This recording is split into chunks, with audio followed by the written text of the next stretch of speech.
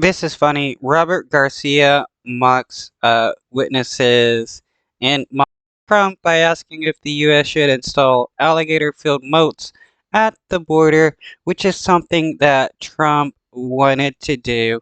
Gentleman, Mr. Garcia, for 5 minutes for his questions. Thank you, Mr. Chairman.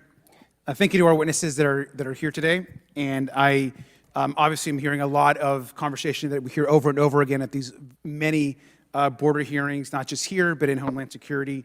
I want to remind everyone that just this week we saw the Republican Party nominate an insurrectionist, an indicted criminal, and a grifter who has accepted millions of dollars from foreign governments as their nominee for president. And that He is actually a legit criminal. He was found guilty of defamation of E. Jean Carroll, along with sexual assault against her. So right-wingers really support a criminal while claiming to be the party of law and order. nomination rolls on. Now, as an immigrant myself, what's been the most offensive to me about Donald Trump is his disgusting rhetoric about immigrants. The man who entered politics by calling Mexicans rapists and trying to ban Muslims from entering this country is... Yeah, Trump is a rapist and he wants to call other people rapists. That's just him projecting his own wants onto people, especially to demonize them. Still spreading hatred today. Donald Trump has said that immigrants, and I quote, are poisoning the blood of our country, end quote. And I think it's important to... Does that mean that his immigrant wife, Melania, is poisoning the blood of America because she's an immigrant? Oh, and she got into the United States on a genius visa? Like, what contribution to science has she provided? Remind ourselves of how horrific those words are. Now, this kind of rhetoric we hear all the time from Donald Trump, which we know also relates to something that Hitler once said, and our extremists here in Congress... Yeah, Hitler said that Jewish people and other people are poisoning the blood of the German nation and German people. ...continue to parrot Donald Trump and his attacks on migrants and immigrants. We all want an orderly and safe border, but the idea here that we can have a serious conversation about the border is insane. Now, if we want an orderly and safe border, we need to open up more ports of entry for people to be able to come into and processed, as well as create safer routes for people to travel to so that they can get to the United States safely. Mr. Beer, it's good to see you again, and I want to thank you for your testimony. And if you don't mind, I'd like to get your thoughts on some potential border solutions that we've actually heard a few times. Here I have a poster, and if you see it, it's got these alligators on a moat, and they're at the border, and this one's got a little hat. Well, do you think it'd be a good idea to build a water-filled trench filled with alligators along the border? That would be a misuse. Yeah, and this is something that Trump suggested to do. Make a moat or fill the rivers that that partially border Mexico and United States with alligators so that people wouldn't be able to cross. He also wanted to have like gun turrets or guards that would be able to shoot anybody trying to cross the border. Use of taxpayer dollars and extremely inhumane. So you think it would be inhumane to build a moat, put alligators in them along the border? That would not be a good idea. No. What if we instead ordered soldiers to shoot migrants in the legs and stop them from coming to the U.S.? Would that be a good idea? No. And again, that is something that Trump suggested to do to stop people coming into the United States, to stop people moving to the United States.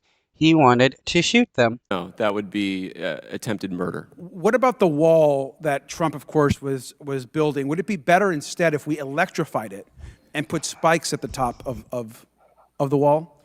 That would And again, that is something Trump also suggested.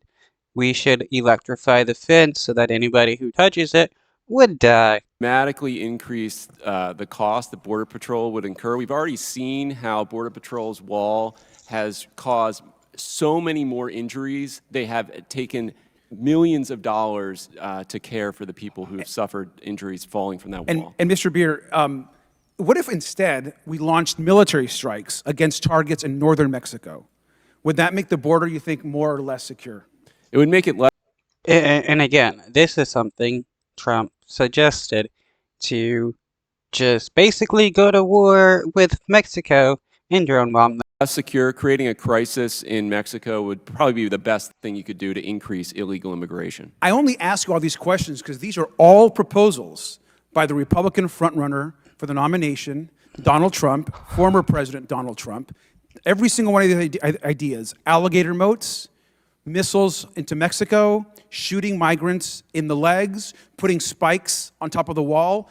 These are all the ideas on how to make our border system and our immigration system more fair, according to Donald Trump. So obviously, Donald Trump. The only way to make immigration into the United States safer and better to open up more ports of entry and allow more people to be able to get processed in a timely manner, so that these people can actually get into the United States, become American citizens. You know, all these people want to do is come to the United States, work, and have a good life. This would help fill the labor shortage that the United States have, as well as, more people paying taxes and stuff, which is better for the United States overall. Trump has no idea what he's talking about, and it's over and over we're seeing these horrific ideas. Now, Mr. Beer, do you think it's even possible to secure the border through force or deterrence alone, as some of my colleagues are suggesting? No, absolutely not. We've had an experiment with this for the last 50 years. We've had very high levels of illegal immigration, punctuated by periods of job depression in the United States. Economic downturns do help secure the border. They talked about the most secure border in 45 years. April 2020 is not a good sample size.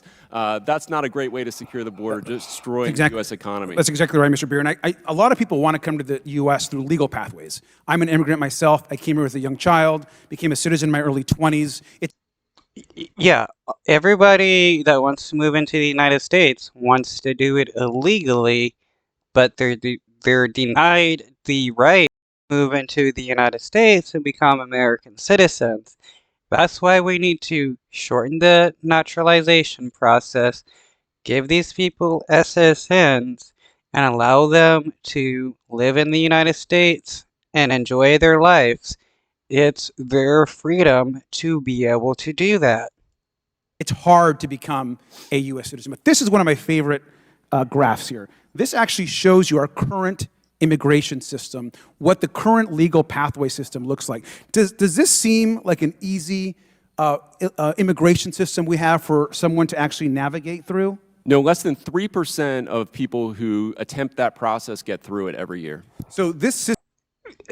Yeah, our own process of naturalizing immigrants to becoming American citizens is one of the biggest reasons why there is a lot of illegal immigrants or undocumented immigrants. Nobody's actually illegal. If we were to make the process more efficient, we could process people faster instead of people having to wait 10 or 20 years, unless you're, marrying a rich dude like Donald Trump, and then you can get into the United States on a genius visa, which Melania Trump does not deserve. System, you would say, just looking at it, looks rather complex, is probably not easy to navigate for someone seeking a legal asylum or a process here. Is that correct? Absolutely, everybody. And if an American that was born in the United States tried to go through this same process, they would understand how frustrating and how difficult it is to actually become a naturalized citizen in the United States, and probably would have a lot more respect for immigrants coming into the United States. Almost everyone needs an attorney in order to navigate this type of process. And I will tell you that as someone that tried to navigate this system back here, being cheated on by numerous attorneys, cheated my family, stole money, woke up at 4 in the morning to get in lines that we were never seen at different offices. We haven't had a comprehensive immigration reform in this country in 30+ years. It's been a failure of this Congress, and if the Republicans really wanted solutions, would actually work on fixing this system here versus the attacks on immigrants and Donald Trump's insane ideas. With that, I yield back. Thank you. Honestly, a lot of these immigration laws are targeted towards brown people coming from the southern border, because when you have Canadians on expired visas or coming through the northern border, nobody says anything whatsoever about white illegals stealing jobs or getting free benefits from the government or anything like that. It's just brown and black people. Immigration laws have always been about preventing people of color from coming in to the United States. You have at least a couple immigration laws that were used to target either Mexican people or Chinese people.